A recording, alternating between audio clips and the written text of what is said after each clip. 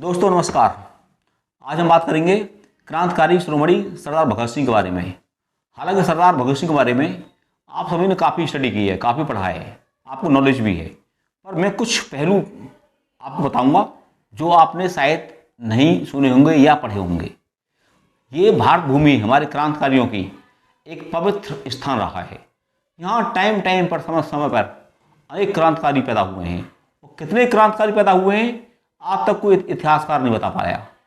और कुछ हमारे क्रांतिकारी तो ऐसे हैं जो गुमनामी में खो गए, जिन्हें लोग वाक जानते भी नहीं हैं। महज 10-5 लोग के बारे में जानकारी दे पाते हैं। मैं बताता हूँ आपको क्रांतिकारी के बारे में। एक शब्द कहूँगा आपसे, एक लाइन कहूँगा, सब कुछ लुटा दिया और फिर भी भुला दिया। हम अपने क्रांतिकारी को भूल गए। मैं एक नाम बताऊँगा आपको, शायद आपने नहीं सुना होगा।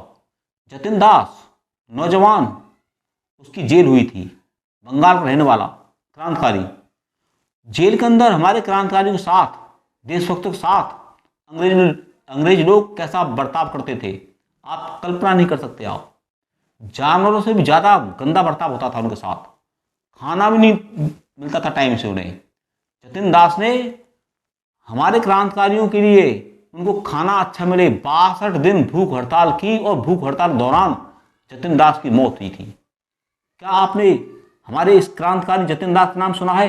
नहीं सुना होगा। मैं बात करता हूं अपने टॉपिक पर, सरदार भगत सिंह के बारे में।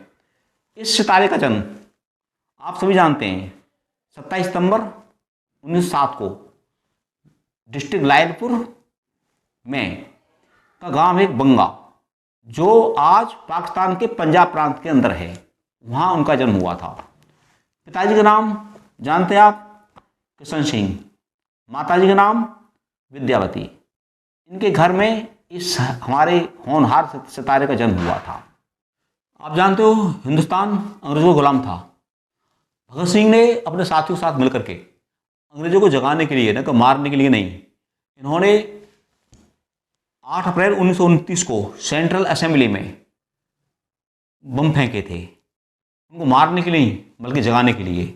और वहीं खड़े होकर के उन्होंने आज़ादी के पर्चे फेंके थे उस असेंबली के अंदर, और खड़े होकर के इनकलाब जिंदाबाद के नारे लगाए थे। यदि ये चाहते तो भाग सकते थे, नहीं भागे, बल्कि इनकलाब जिंदाबाद के नारे लगाए, उनको जगाने के लिए, अंग्रेजों को जगाने के लिए। इसमें उनकी सजा हुई। जब सजा हुई थी तो उनकी डेथ की जो तारीख थी आपको सबको पता है, वो थी 23 मार्च 1931। जिस जेल के अंदर इनका कमरा था उसमें भगत सिंह का जो चौकीदार था, सिपाही, वो भी एक सौभाग्य से सिख था। उनका नाम था चरत सिंह। चरत सिंह ने कहा भगत सिंह से, बेटे भगत, कल तुझे फांसी होनी है, अब लास्ट टाइम पे कम से कम वाहेगुरु का नाम तो ले ले कम से कम। तब उन्होंने कहा था भगत सिंह ने, चचा, यदि ये बात आप मुझसे पहले कहते कभी तो हो सकता है मैं आप बात मान जाता। यदि मैं अब वाहेगुरु का नाम लेता हूं तो ये लगेगा कि ये भगवान से डर रहा है, वाहेगुरु से डर रहा है, मौत से डर रहा है। उन्होंने कहा अब मैं वाहेगुरु का नाम नहीं लूंगा, मैं भारत माता का नाम लूंगा। उन्होंने उस टाइम वाहेगुरु का नाम लेने से मना कर दिया था। तो ये एक नास्तिक विचारधारा के व्यक्ति थे। इनकी विचारधारा थी देशभक्ति। दूसरी बात, कहते हैं ना कि पूत के पाँव तो पालने में दिख जाते हैं। इनकी 5 साल की उम्र में ही इनके अंदर एक अटैकिंग टाइप की एक नेचर थी इनकी। इनका पूरा परिवार क्रांतिकारी से जुड़ा हुआ था। इनके चाचा अजीत सिंह और स्वर्ण सिंह दोनों क्रांतिकारी थे। जब ये महज 14 साल के थे तब ये तमंचा, जो एक देसी टाइप का जो कट्टा होता है इसे हम बोलते हैं, तो ये अपने खेत में उसको गाड़ रहे थे, बो रहे थे। जब इसके चाचा जी ने पूछा ये भगत क्या कर रहा है, तो उन्होंने कहा कि इस कट्टे से ढेर सारे कट्टे तमंचे बनेंगे, और इन तमंचों को, इन कट्टों को मैं देशवासियों क्रांतिकारी को बांटूंगा, जिससे हम लोग क्रांतिकारी लोग अंग्रेजों को से भगा सकें। तो उनको हंसी आई थी। पर बात यह है, एक सोच 14 साल की उम्र में ये आ जाना कि मुझे देश से अंग्रेजों को भगाना है।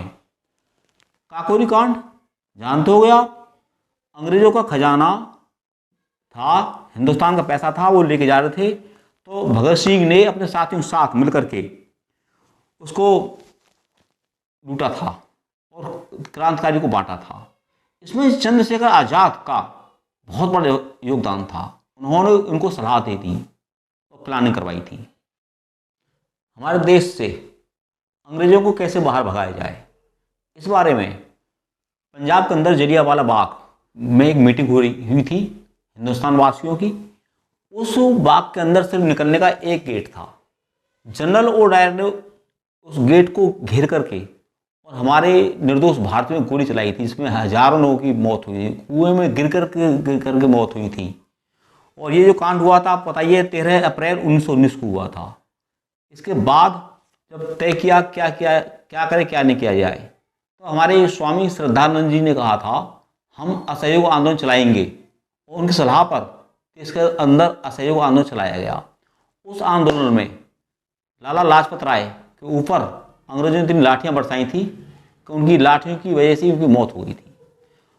क्योंकि भगत सिंह लाला लाजपत राय का बहुत सम्मान करते थे और उन्होंने उसमें एक अंग्रेज था जिसका नाम था सैंडर्स। उन्होंने उसको देखते रहे कि कब मुझे मौका मिले और कब मैं इनकी मौत का बदला लूँ।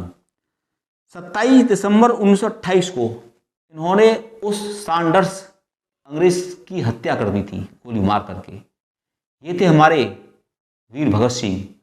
इन्होंने देशवासियों को जगाने के लिए 2 संस्थाएं बनाई थी।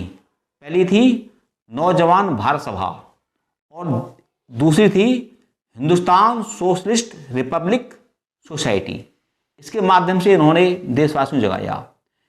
एक पार्टी है, आपने नाम सुना होगा, गदर, ये बनाई थी सरदार करतार सिंह बनाई थी। और इसका उद्देश्य था कि हम अंग्रेजों को जबरदस्ती भगाएंगे। हम गदर मीन्स जानते हो, क्रांति के द्वारा भगाएंगे हम। तो भगत सिंह उसके साथ भी जुड़े हुए थे।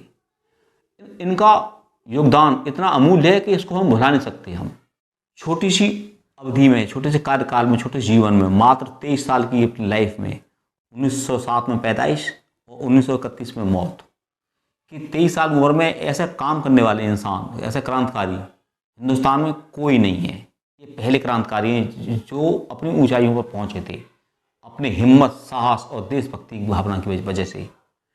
जब लाहौर केस में चलाया गया था, 4 के ऊपर चलाया गया था केस, भगत सिंह, सुखदेव, राजगुरु और बटेश्वर दत्त। उस केस में बटेश्वर दत्त को तो बरी कर दिया था और 3 को, भगत सिंह, सुखदेव, राजगुरु को फांसी दी गई थी। पर जब तक सूरज चांद रहेगा, भगत सिंह तेरा नाम रहेगा। इनकलाब जिंदाबाद, इनकलाब जिंदाबाद। दोस्तों, मैंने भगत सिंह के बारे में जो विचार रखे हैं वो आपको किस प्रकार के लगे, कमेंट के माध्यम से मुझे बताएं। यदि आपके पास भी कोई जानकारी है तो वो भी मुझे आप कमेंट के माध्यम से भेजें आप। और मेरे channel Sanjeev Bhardwaj educational videos को सब्सक्राइब करें और मेरी वीडियो को देशभक्ति जगाने के लिए देश के अंदर, क्योंकि आज हमारे नौजवानों में देशभक्ति की कमी आ रही है, अपने दोस्तों में शेयर करें। जय हिंद, जय भारत, इनकलाब जिंदाबाद।